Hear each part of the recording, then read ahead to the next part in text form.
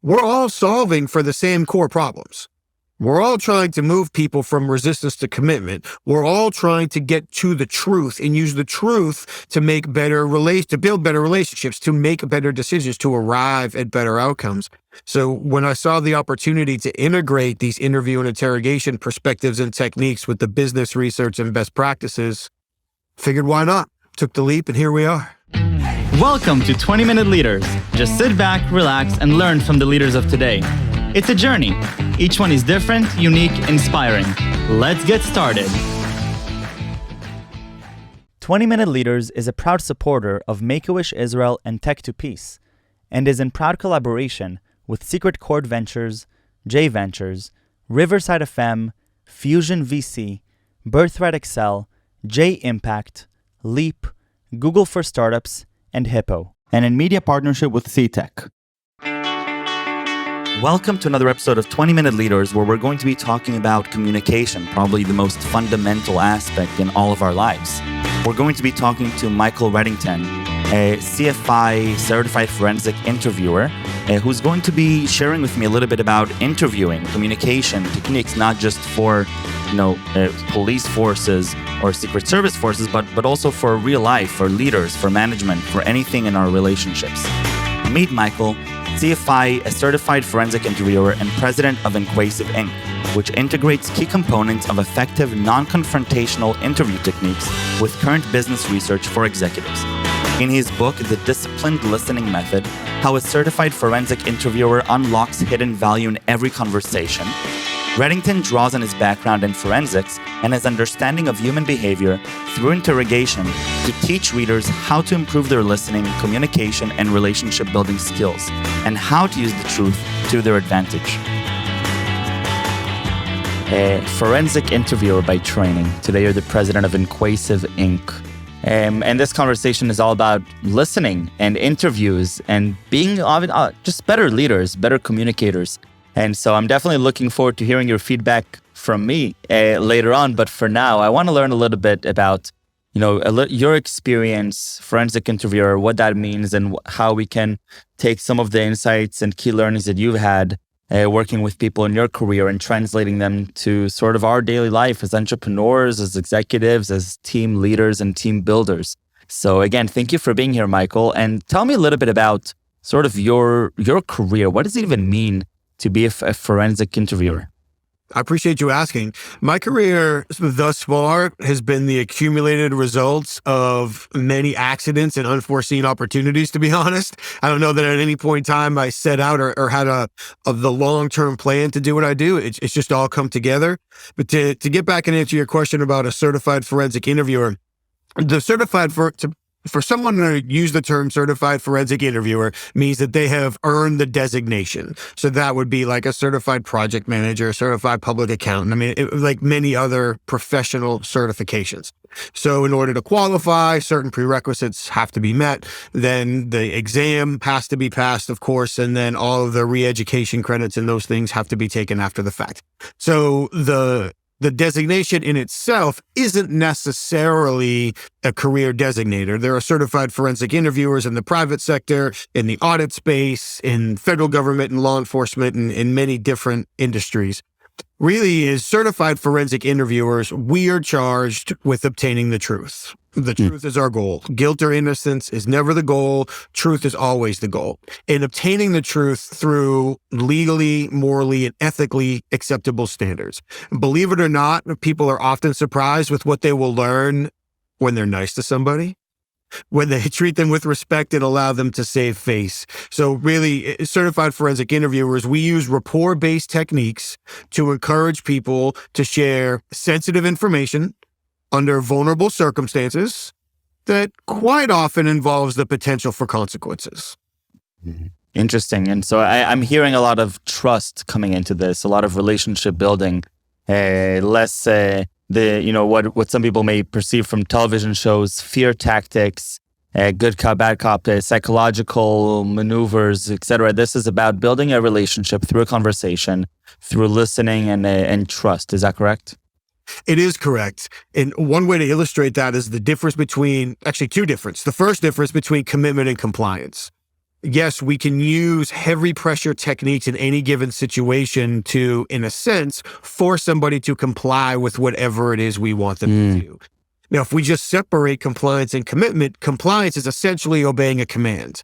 Commitment is lining up our self-image with whatever it is we're being tasked to do because we feel like, at least in part, it is our idea. Generally, compliance results in the minimum required amount of time, attention, quality, follow-up, attention to detail, where commitment, on the other hand, tends to be longer lasting, a greater attention to quality, detail, personal ownership, and those things. So if somebody at all feels forced into compliance or coerced to any degree to share information, to your point, trust doesn't exist. The relationship isn't going anywhere. At best, this is a short-term win for the person looking for information. That's assuming there's a reasonable level of accuracy to the information that they've actually obtained, which there may not be. Which is why, to your point, bringing up trust, it's also important to understand the difference between trust and faith. Taking all religious connotations out of this piece of the conversation, for sure. People tend to trust what they have tangible evidence of. They tend to have faith in the things that they believe in strongly, but often lack that tangible evidence.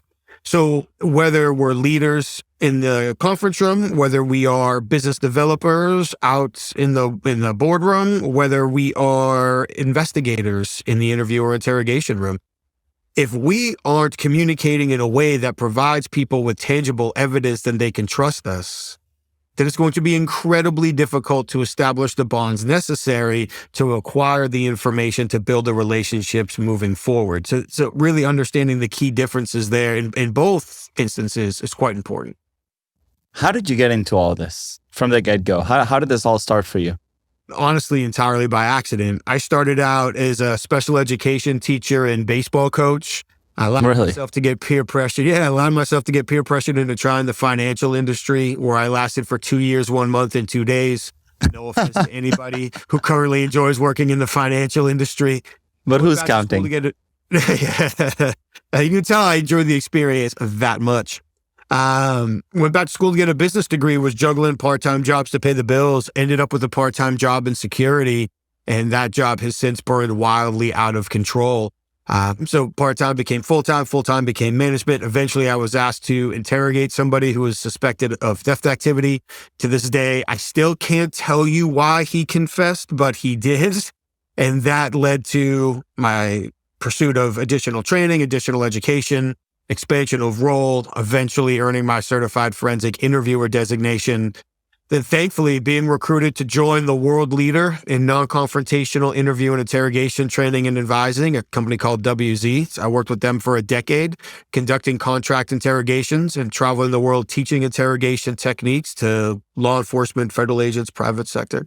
And then based on some of the things we're talking about now, realized the opportunity to take some of these perspectives, tools, and techniques into the world of business, because the more I worked with business leaders, even in an investigative role, the more it became crystal clear that in their business communications, negotiations, business development conversations, leadership conversations, to relate to your world a little bit, investment conversations, due diligence conversations, interviews and interrogations, we're all solving for the same core problems.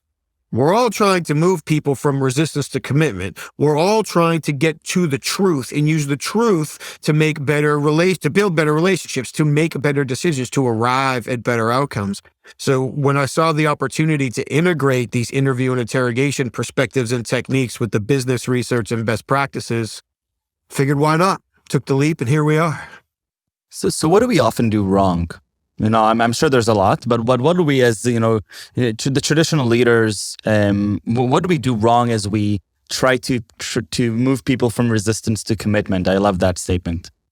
Well, I appreciate that, and I love that the fact that you asked it that way. What do we do wrong?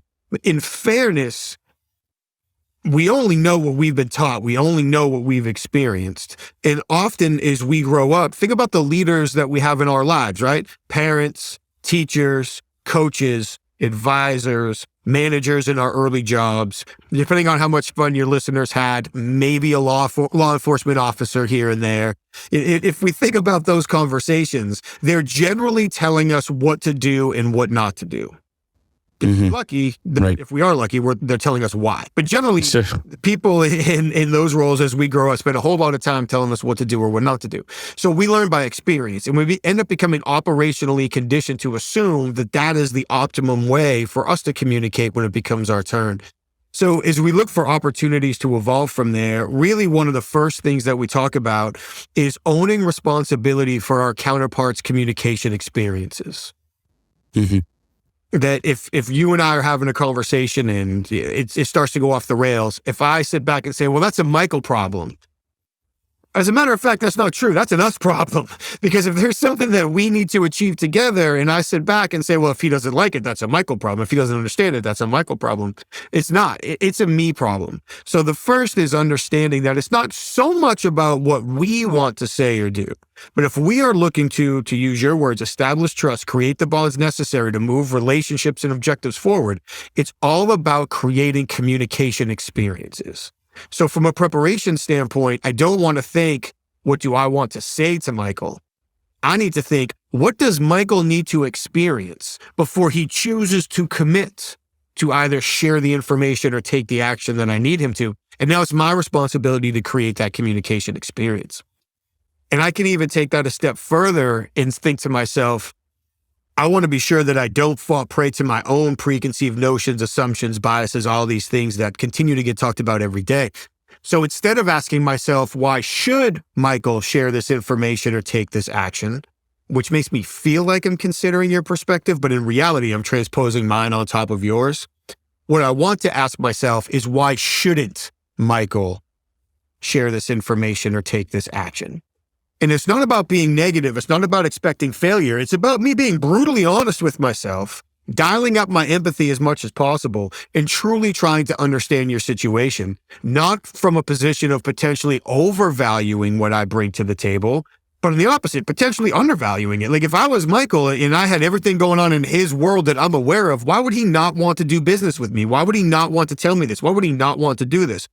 And because I'm old school, I'll actually get a pen and paper and write that down. Once I write that down, that's when I look at myself and ask, okay, now, in order to use this to my advantage to get the outcomes I need, how do I create the communication experiences necessary? And I think part of that gap, or part of clearing that gap, is realizing that often I find myself, thankfully, invited to join rooms of super smart, super successful people that are struggling trying to find rational solutions to emotional problems. Interesting. Wow. Often when we're trying to move people from resistance to commitment, we look at it rationally. You know your business. You know what you do. You know what's made you and your team successful. And for you, and I say you at this point is the royal you. Sure. It's easy for people in successful positions to look out at the field and say, I know how this movie ends. I can see 10 moves ahead. This all makes sense to me. How come it doesn't make sense to anybody else? Well, we're looking at it rationally. With the people who we're involved with are going through a series of emotional experiences. So trying to find rational solutions takes us back to the old-fashioned square peg round hole. So those would be a few opportunities to start.